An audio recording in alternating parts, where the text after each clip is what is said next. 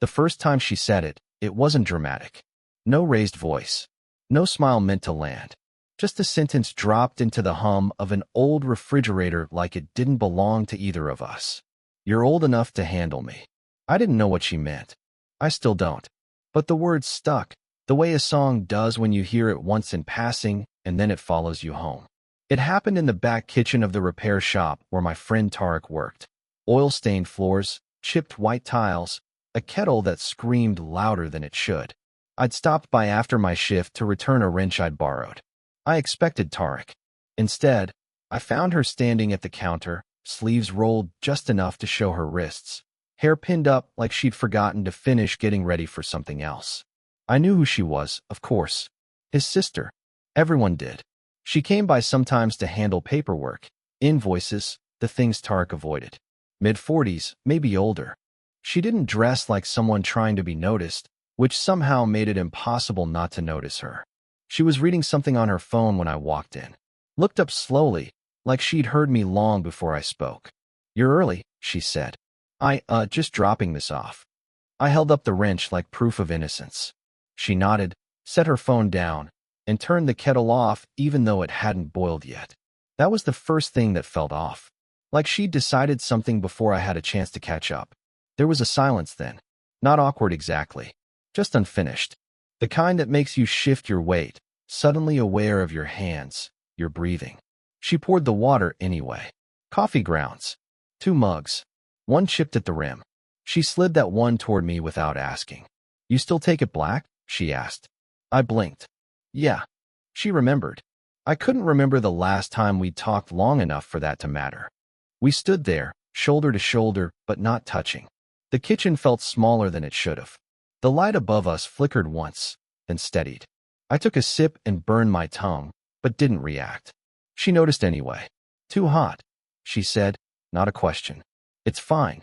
She watched me for a second longer than necessary, then smiled. Not warm, not cold. Just knowing. That's when she said it. You're old enough to handle me.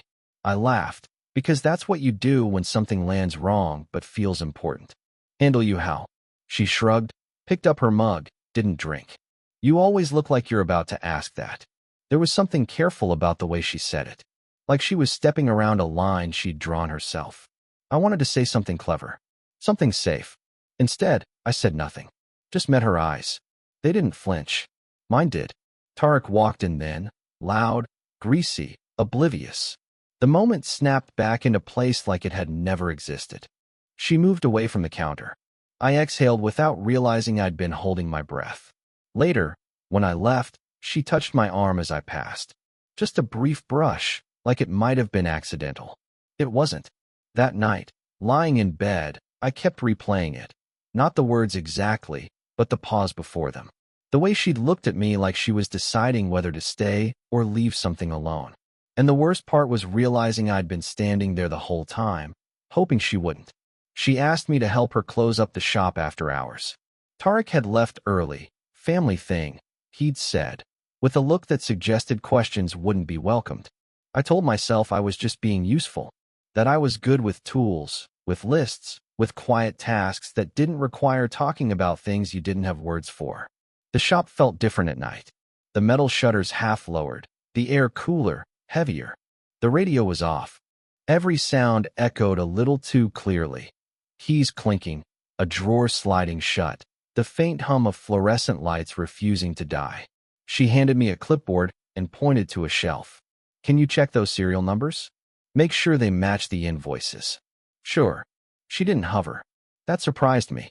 She stayed at the desk, back to me, shoulders tense in a way I hadn't noticed before. The confidence she wore during the day seemed folded up somewhere, tucked away for later. We worked in silence for a while. Not uncomfortable. Just careful. I noticed things I hadn't before. The way she rubbed her thumb against the edge of the desk when she thought no one was looking. How she exhaled slowly before answering the phone, like she was bracing herself for whoever might be on the other end. When she laughed, once, at something small I said, it came out softer than I expected, almost surprised. You don't have to stay so late, I said eventually, not looking at her. I know. She didn't explain why she was staying anyway. When I finished, I brought the clipboard back. She took it, our fingers brushing. This time, she pulled away too quickly. You okay? I asked before I could stop myself. She looked up, startled. Then she smiled, but it didn't reach her eyes. Why wouldn't I be? I shrugged. You just seem tired. That did something. Her shoulders dropped a fraction. She sat down heavily in the chair behind the desk and stared at the papers like they'd offended her. Tired of what? She murmured, more to herself than to me. I didn't answer. I leaned against the counter instead, gave her space without leaving. After a moment, she spoke again. Sometimes I think I made everything too neat, too controlled. She tapped the pen against the desk, once, twice. And now I don't know what to do with the mess that still shows up. I watched her hands as she spoke. Strong, slightly trembling. You don't have to fix everything, I said. She looked at me then. Really looked. There was something naked in her expression, quickly masked. That's easy for you to say. Maybe, I said. But it doesn't make it wrong. The silence that followed was thick, charged. She stood up slowly, walked past me toward the back door. When she reached it, she paused. Without turning around, she said, You notice too much. Then she opened the door, letting the cool night air rush in, and for a second, before stepping out, she reached back and caught my sleeve. Not pulling, just holding. She let go almost immediately. But long after I went home, I could still feel the weight of that pause, like something had leaned toward me, then stopped, waiting to see if I would follow. Not dramatic rain, not thunder and lightning rain, just a steady, irritating downpour that soaked through your shoes and made the streetlights blur. The kind that convinces you to stay where you are a little longer than planned. We were in the shop again, but this time the front was locked. She'd insisted on finishing a delivery log before leaving. I told her I could walk. She ignored that, too. Made tea instead. The kettle clicked off on its own, sharp in the quiet. She handed me a mug, and our fingers didn't touch. That felt deliberate. You don't have to wait, she said, eyes on the window. It's raining. She nodded like that settled it. We sat at the small table in the back, the one with the wobbling leg. Papers spread out between us like an excuse. She leaned over them, hair loose now, falling forward. I caught myself watching the way she tucked it behind her ear, then immediately looked away. I used to hate rain, she said suddenly. Used to. It makes you remember things you didn't invite back. She smiled faintly. People. I didn't ask who. I wanted to. Instead, I said, You seem like someone who remembers anyway. That earned a quiet laugh. Short. Then nothing. Her phone buzzed on the table. She glanced at the screen and went still. Didn't pick it up. Just turned it face down with more force than necessary. You don't have to answer, I said. I know. She rubbed her temple. That's the problem. The silence stretched. I could hear the rain hitting the metal shutters, the hum of the lights. She stood and moved toward the sink, rinsed a mug that was already clean. I promised myself I wouldn't do this again, she said, back still turned. Do what? She hesitated. Long enough that I thought she wouldn't answer. Let things get close. My chest tightened. I stared at the edge of the table, at a crack in the wood shaped like a question mark. I don't want to make this harder for you, I said. It came out steadier than I felt. Or for anyone. She turned then, leaned back against the counter, arms crossed like she was holding herself together. You think this is easy for me? She asked quietly. I didn't answer. I didn't trust my voice. Another buzz from her phone. This time she picked it up, listened without speaking, then said, Not tonight, and hung up. Her hand shook after. Just once. I stood before I decided to. Took a step toward her. Stopped. The space between us felt electric, unfinished. I could see the freckles on her cheek, the faint line between her brows when she frowned. She looked tired. Honest tired. Like someone who'd been carrying the wrong thing for too long. She reached out, fingers brushing the sleeve of my jacket, lighter than before, like she wasn't sure she meant to. Don't, she whispered. Not a command. A plea. I stayed where I was. Close enough to feel her warmth. Far enough to let her pull away. She didn't. For a second, just one, her hand lingered, curled slightly, as if it might move on its own. Then the back door creaked open. A gust of rain-scented air rushed in, and we both stepped back at the same time. By the fourth night, Silence had stopped feeling neutral. It had weight now. Shape. It sat between us like something unfinished we both kept circling, careful not to touch. Tarek was away for the week. The shop felt borrowed, like we were trespassing in a place that usually kept us honest. She didn't ask me to stay this time. She just didn't tell me to leave. We sat across from each other at the small table. No papers. No excuses. The overhead light was off. Only the desk lamp glowed, throwing shadows that made the room feel smaller than it was. She wrapped her hands around a mug she hadn't touched in minutes. "You're quieter lately," she said. "So are you." She nodded, like she'd expected that. Her eyes stayed on the mug. I watched her thumb trace the rim again and again, the same nervous motion I'd started to recognize as a warning. "This can't keep happening," she said finally. My chest tightened. "What exactly is this?" She looked up then, held my gaze longer than she ever had. There was no challenge in it, just exhaustion. "Us pretending we don't notice," she said. "You pretending you don't see me. Me pretending I don't wait for you to walk in." I swallowed. The room felt too quiet, like even the building was listening. "I never meant to make things complicated," I said. "I know." Her voice softened. "That's what scares me." She stood and walked toward the window, rested her forehead against the glass. Outside, a car passed, headlights briefly washing the room in white before disappearing again. "I've already broken promises I don't know how to explain," she said. "To people who trusted me. To myself." I stayed seated. My hands were clenched so tightly my fingers hurt. "I don't want to be another mistake," I said. She turned slowly. "And I don't want you to be something I look back on and wonder why I didn't stop sooner." We stared at each other. No movement. No touch. Just the distance, charged and undeniable. "So what are we doing?" I asked. She opened her mouth, closed it. For a moment, I thought she might cry, but instead, she laughed quietly. A sound without humor. "I don't know," she said. "I just know I can't go back to pretending you're not here." That landed harder than any confession. I stood, not moving closer, just enough that we were eye level. I could see how tired she was up close. The faint shadows under her eyes. The way her shoulders sagged when she finally stopped holding them up. "If you ask me to leave," I said, "I will." She shook her head immediately. "Too fast. Don't make me be the one who says that." The air between us felt thin, stretched. She took a step forward, then stopped herself. Her hand lifted, then fell back to her side. "I'm afraid," she said quietly. "Of me?" "No." She met my eyes again, and this time she didn't look away. "Of how seen I feel when you're here." The words stayed with me, heavy and unfixable.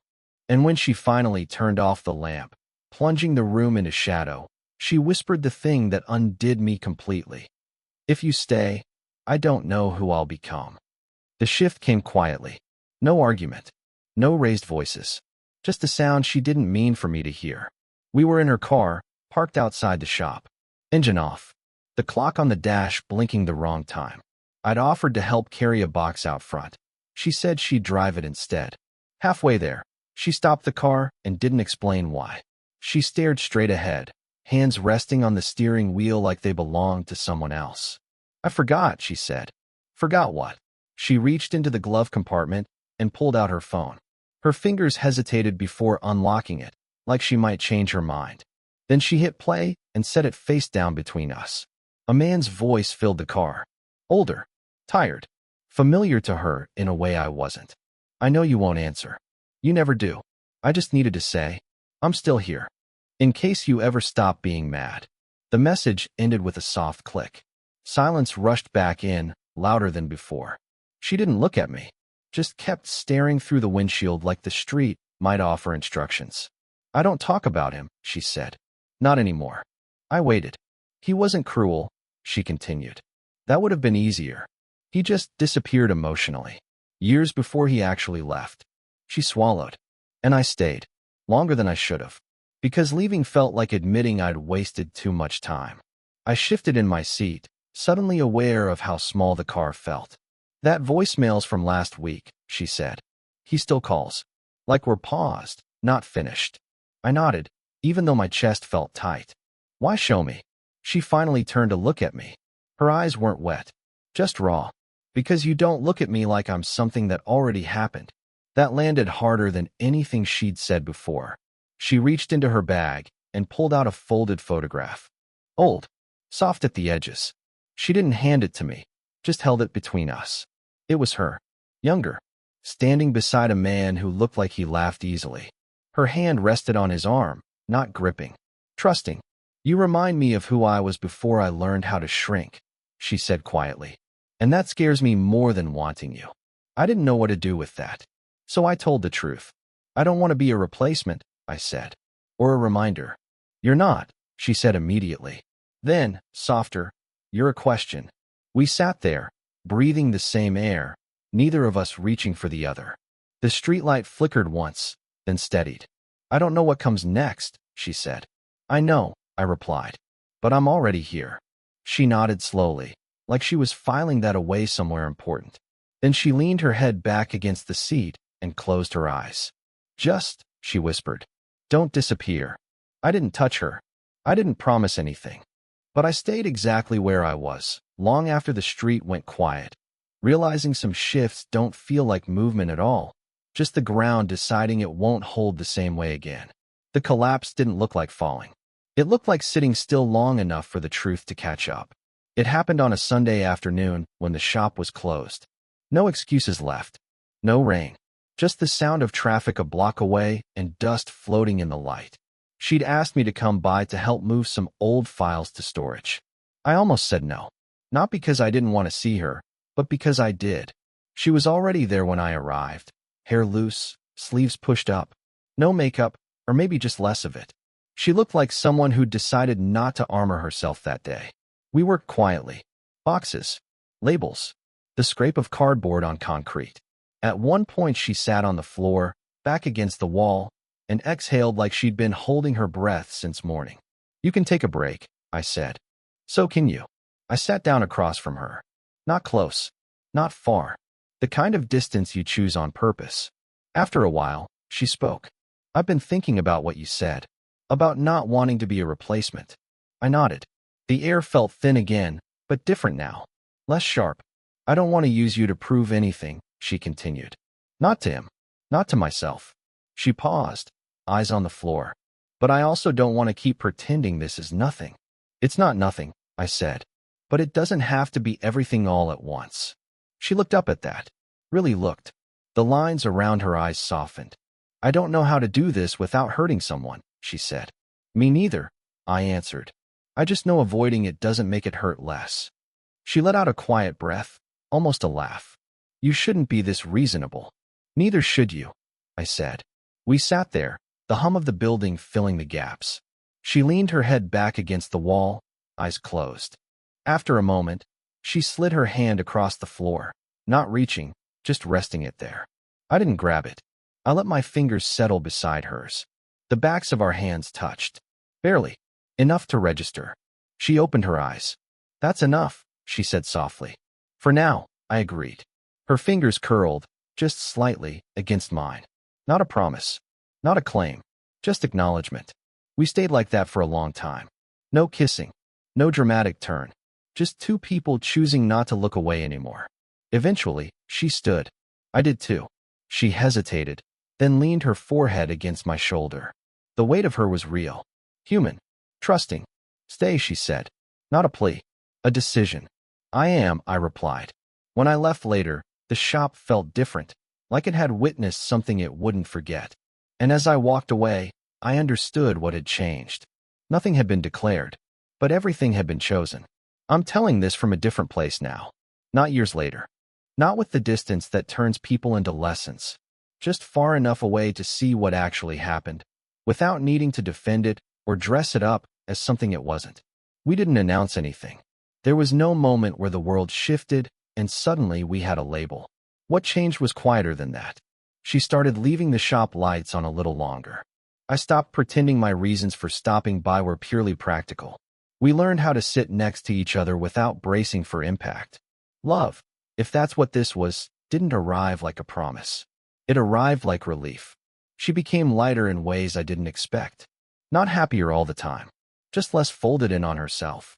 She stopped apologizing for pauses in conversation. stopped flinching when her phone buzzed. One afternoon, she deleted his voicemail while I was standing right there. Not to prove anything, not to perform closure. Just because she was ready to stop carrying it. She didn't look at me when she did it. She didn't need to. As for me, I changed too. I learned restraint wasn't the same as fear. That wanting something didn't mean you were owed it. I stopped mistaking intensity for depth. Being with her taught me how much strength there is in waiting without resentment. There were nights we didn't touch at all. Just sat on the floor with our backs against the couch, legs stretched out, sharing takeout and half-finished thoughts. There were other nights when she'd reach for my hand in the dark, like she was checking if I was still real. I always was. What surprised me most was how ordinary it all became, in the best way. The tension didn't disappear, it softened, turned into something we could live inside without constantly questioning it. She once said to me, months later, "I thought love was supposed to feel like losing control." I said, "Maybe that's just what we were taught." She smiled at that, leaned her head on my shoulder, stayed there. That's what I learned, I think. That real connection doesn't corner you. It doesn't rush you into being someone else. It waits. It listens. It shows up again the next day, quieter but steadier. And sometimes, the most powerful thing two people can do is choose each other without needing to explain it to anyone else. If this story made you feel something, let me know in the comments. Would you want more stories like this?